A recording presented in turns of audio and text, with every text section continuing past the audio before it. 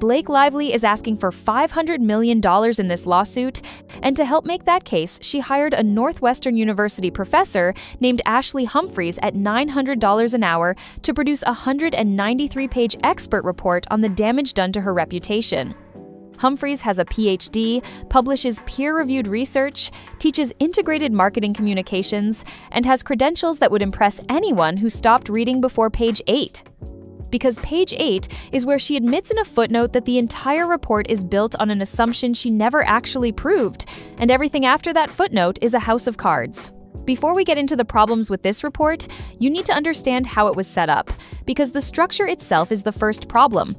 Blake did not hire one expert for this case. She hired two, and they had two different jobs. The first expert was tasked with proving that a coordinated retaliation campaign against Blake actually occurred. The second expert, Humphreys, was handed that finding and told to figure out how much it cost Blake in reputational damage. That is why this report exists. Not to prove the campaign happened, that was already decided before Humphreys sat down to write a single word, but to put a dollar amount on it. And that is exactly what she says on page 8 in a footnote. She writes that she is basing this portion of her analysis on the assumption that a retaliation campaign did occur, and that she is relying on the other expert's report to establish that it did. She is not doing her own investigation. She is not independently corroborating anything. She is taking the word of another expert who was hired by the same side that hired her, and stacking a 9-figure damages model on top of it. One paid conclusion laundered through a second paid conclusion, and if the first one falls apart under cross-examination, there is nothing left holding this report up, and every number in it becomes a guess. Problem number 2 is what she left out, and what she left out is everything inconvenient. To prove a campaign damaged someone's reputation in August 2024, you have to show what that reputation honestly looked like before August 2024, and Humphreys does not do that.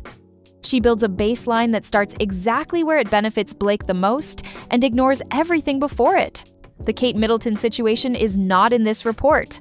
Not a word.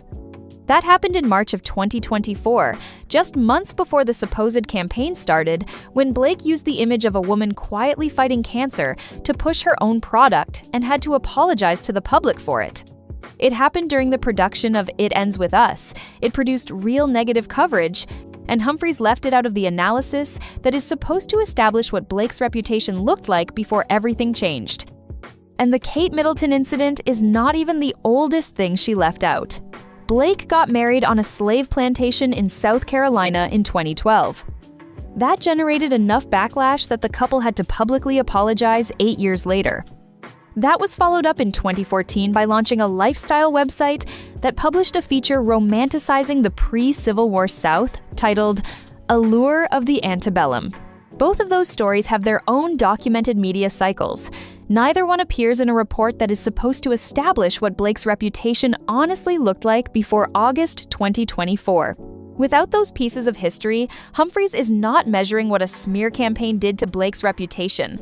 She is measuring the difference between Blake's real reputation and the one her lawyers needed her to have going into this case. Problem number 3 is the keyword counting, and this is where the methodology completely gives itself away. Humphreys tracked every post using the words bully, mean girl, and tone deaf in connection with Blake after August 2024, counted every view and impression those posts generated, and came up with 176 million total impressions across TikTok, YouTube, every other platform, and TV. Then she counted the whole number as damage from the smear campaign, all of it. With no mechanism anywhere in the report to separate organic public reaction from allegedly planted content. A video built entirely from Blake's own press tour footage and the real court documents, using the words mean girl to describe behavior that is already in the public record, gets folded into that total the exact same way a paid bot account would.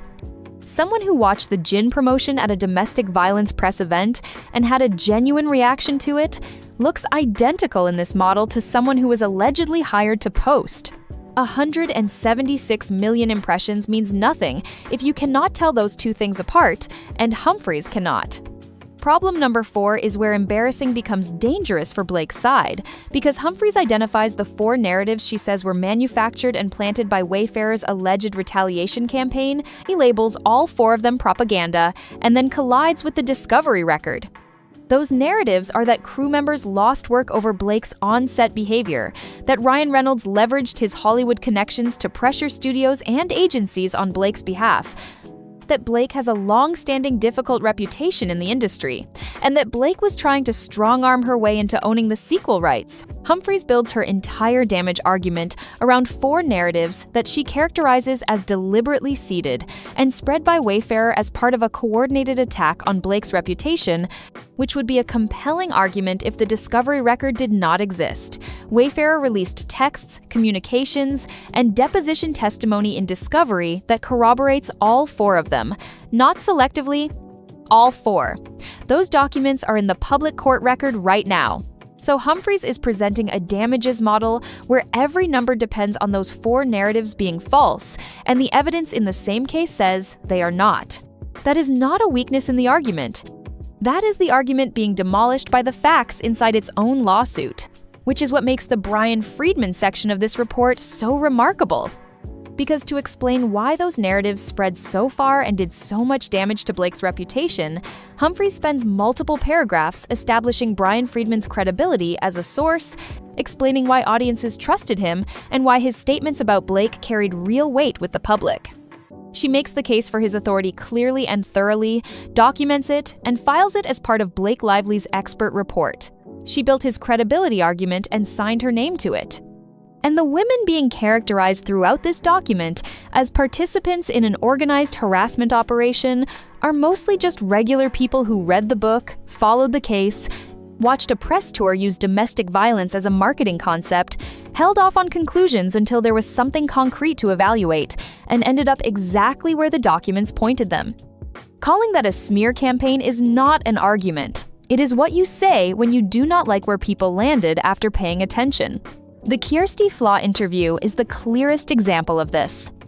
She had footage from a previous interview with Blake sitting in her archive, posted it during a news cycle where Blake was trending, and the video spread because people watched it and reacted to what was actually on screen.